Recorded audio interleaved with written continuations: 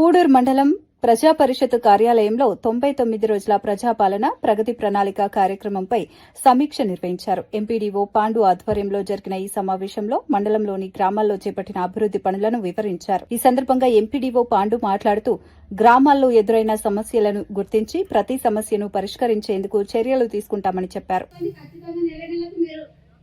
అప్పులు పొదుపులు చెల్లించినట్లయితే మీకు ఖచ్చితంగా వడ్డీ రుణం వస్తుంది, వడ్డీ వాపసు వస్తుంది.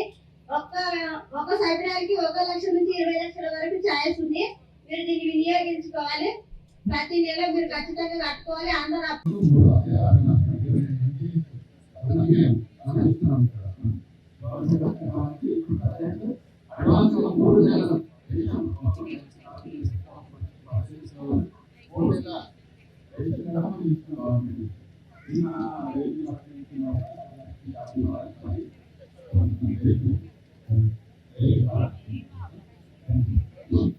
సంబంధించి మనకు 5,629 కొత్త రేషన్ కార్డులు ఈ గవర్నమెంట్ వచ్చినాక మనకు 5,629 కొత్త రేషన్ కార్డులు మనం ఇస్తాము.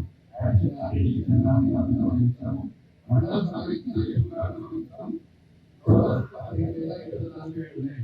మండలంలో 34 షాపులకు సంబంధించి మనకు మండలంలో సాధికారత కల్పించడం, బలమైన భవిష్యత్తును నిర్మించడం కోసం తెలంగాణ ప్రభుత్వం ఎంతో కృషి చేస్తుంది. 2047 ఆగస్టు నాటికి భారతదేశం స్వాతంత్రం పొంది 100 సంవత్సరాలు అవుతున్నందువలన ఏ ఒక్క నిరక్షరాస్యుడు ఉండకూడదు అనే లక్ష్యంతో అన్ని రాష్ట్ర ప్రభుత్వాలు పనిచేస్తున్నాయి.